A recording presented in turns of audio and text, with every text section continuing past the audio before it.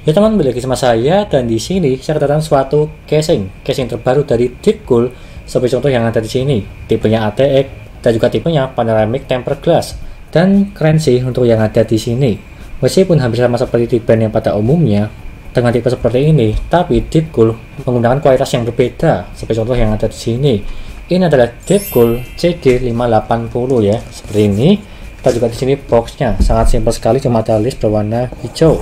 Kurang lebihnya seperti itu, dan kita akan review aja seperti biasa dari segi sirkulasi udaranya, apakah dia itu 1:1 atau tidak. Jika kacanya dibuka ataupun ditutup, saya nanti akan mencoba menggunakan water cooling ya, 360 mm di bagian atas sini. Serta kelebihan dan juga kekurangan di casing yang ada di sini, apakah rekomend atau tidak di harganya. Dan sebelum saya jelaskan apa saja spek yang ada di sini serta mereviewnya, jangan lupa klik subscribe di pojokan bawah tuh ya, tinggal diklik seperti itu. Lanjut yang pertama di sini, untuk tipenya Deepcool CG580 dibanderol di harga 900.000 lah, kurang lebih seperti itu. Ada yang di bawahnya sedikit, ada yang di atasnya sedikit. Tapi rata-ratanya di harga 900.000. Apakah ini rekomend atau tidak? Tapi dari segi kualitasnya, ya ini lebih rekomend sih daripada di brand-brand yang tipenya sama tapi harga di bawahnya. Kita akan lihat aja nanti dari segi lebih lengkapnya. Dan di sini boxnya simple ya. Dan kita bacakan dari segi speknya dulu di bagian samping belakang sini. Dia ada speknya komplit lah, nih ya. Kita bacakan dulu dan juga saya kasih listnya di bagian samping sini.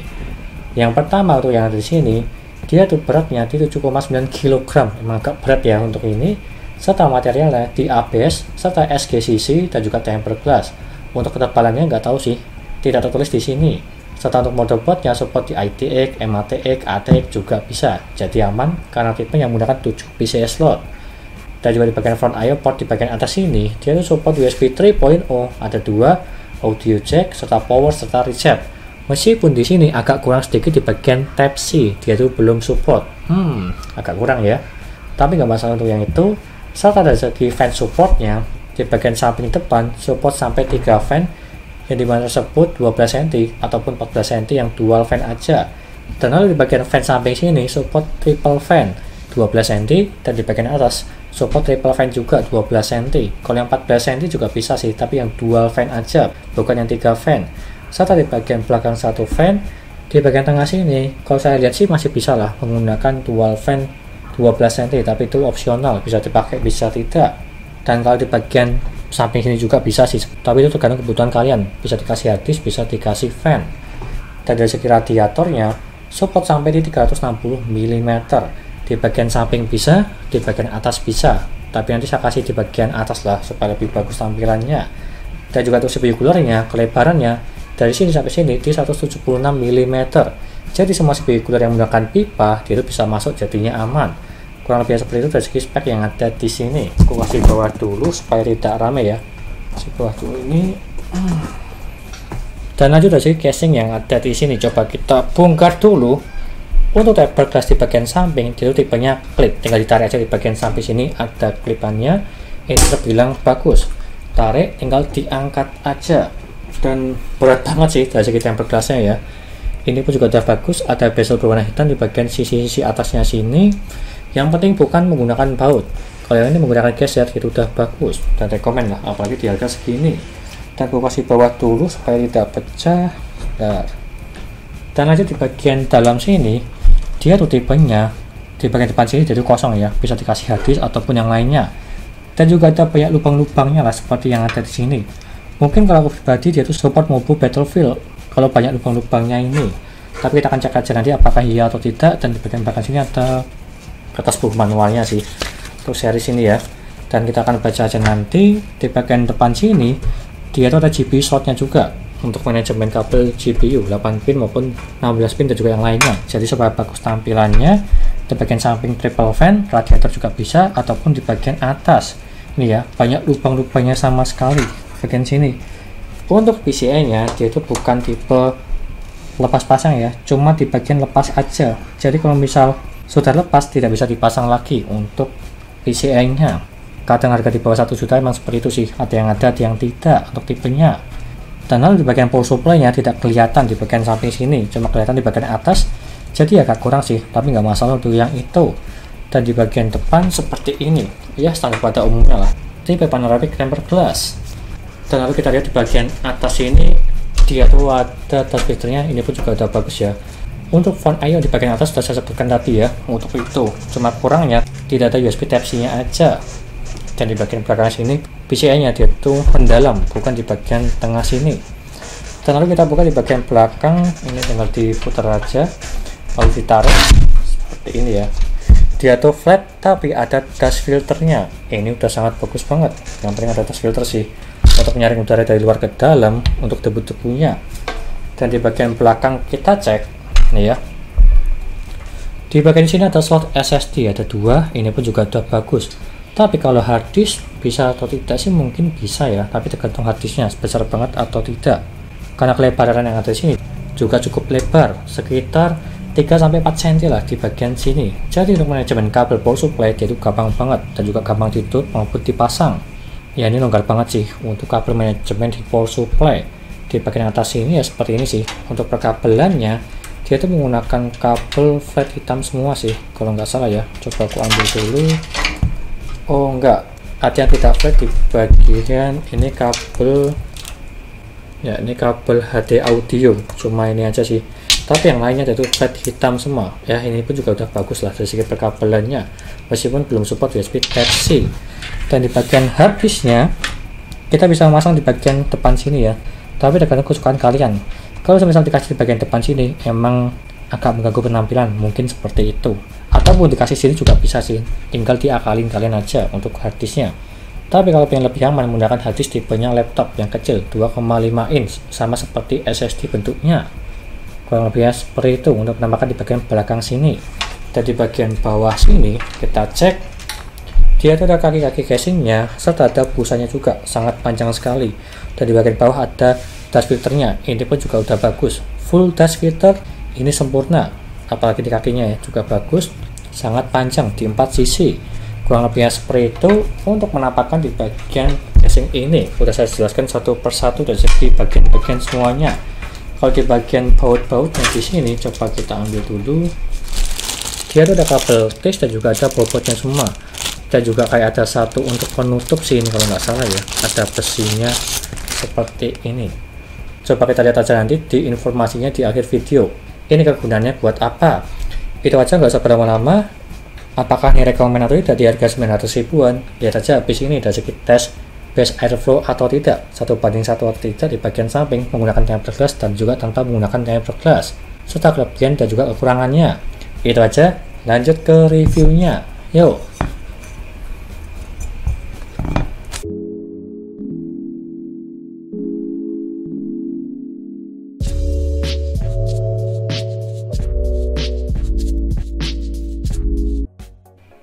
Dan lanjut yang pertama, dari segi base airflow atau tidak, jika lo pakai kaca di bagian samping dan juga tanpa kaca di bagian samping.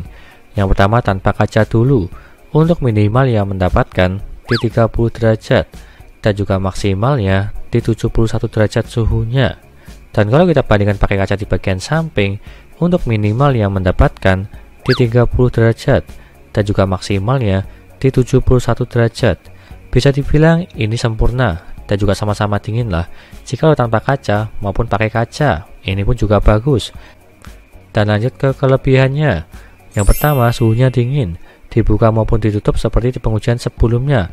Yang tadi ya, dia itu sirkulasi udaranya sempurna 1:1. Ini pun bagus. Lalu yang kedua, support CPU cooler up to sampai di 176 mm. Jadi semua CPU cooler yang menggunakan pipa yang lebarnya tinggi, dia tuh bisa masuk semua.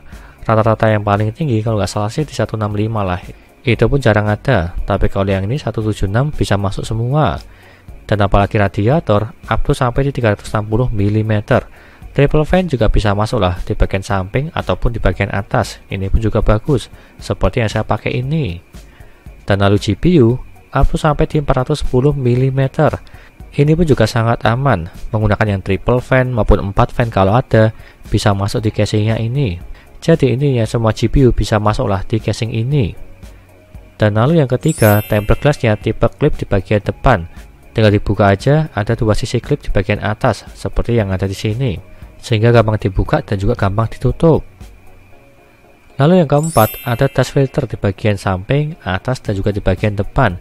Ini pun juga udah sempurna dan komplit dari segi dust filternya. Lalu yang kelima, support vertical GPU untuk PCI-nya, yang dimana di sini di bagian PCI dia itu bisa diputar dan juga bisa ditambahkan bracket seperti yang ada di sini. Jadi dia tuh udah support vertical GPU. Kalau misalnya pengen menggunakan vertikal, ini pun juga udah bagus. Lalu yang keenam, support harddisk maksimal 2 dan juga SSD maksimal 3. Di bagian belakang ada bracketnya, tapi kalau yang harddisk di bagian depan ada 1, di bagian belakang juga bisa. Tergantung akalan kalian untuk memasang harddisknya. Dan lalu yang ketujuh, terdapat rongga atau space up to sampai di 3,3 cm di bagian belakang casingnya untuk manajemen kabel supaya gampang ditutup dan juga dirapikan. Untuk yang ada di sini, terbilang ini lebar dan juga bagus lah untuk menata kabel kalian. Meskipun menggunakan yang besar-besar kabelnya, ini masih aman. Lalu yang ke-8, ada karet atau busa tebal di bagian kaki casingnya. Ini pun juga bagus untuk meredam getaran dan juga aliran listrik. Dan apalagi kaki casingnya itu panjang, jadi supaya lebih kokoh. Kurang lebihnya seperti itu. Dan lanjut ke kekurangannya. Yang pertama, belum support USB Type-C. Ini pun bisa opsional, bisa tidak ya. Tapi kalau di harga di hampir 1 juta atau di atas 700.000, dia itu wajib sih menggunakan Type-C untuk zaman sekarang. Tapi sayangnya untuk yang ada di sini dia itu belum support. Jadi intinya tergantung selera kalian, butuh atau tidak. Dan lalu yang kedua, belum menemukan lagi, silahkan komen aja di bawah. Menurut kalian, apa kekurangan casingnya ini? Kalau semisal ada yang kelewat, tinggal komen aja di bawah untuk diskusi bareng. Intinya seperti itu. Dan lanjut ke kesimpulannya. Untuk yang ada di sini, Deepcool CG580 di harga 900.000, apakah ini bagus atau tidak? Bisa dibilang ini bagus. Yang dimana tampilannya keren, tipe panoramik ATX. Meskipun di brand lain juga ada yang tipe seperti ini, tapi dari segi kualitas bahan yang dipakai, materialnya, serta di bagian tempered glass pasti sangat berbeda dari brandnya Deepcool. Karena di sini ada harga, ada kualitas, dan apalagi sirkulasi udaranya dia itu best airflow, ini pun bagus, dan juga banyak supportnya lah dari segi CPU cooler, radiator, GPU yang support 3 fan maupun 4 fan, dan juga ada support bracket GPU vertikal. Terbilang ini komplit. Dan juga tempered glass ya, dia itu juga tipe clip sehingga gampang dibuka maupun ditutup, dan juga udah full dust filter di bagian atas, samping, dan juga di bagian bawah. Meskipun kurangnya belum support USB Type-C aja, tapi ini opsional, ada yang butuh, ada yang tidak. Intinya seperti itu. Dan kalau berminat silahkan beli aja, linknya ada di deskripsi untuk yang ini, Deepcool CG580. Sekian dari saya, jangan lupa like dan subscribe, dan nantikan video lainnya mengenai review papat PC sebagai contoh yang ada di sini, casing, CPU cooler, SSD, dan juga yang lainnya. Terima kasih sudah menonton.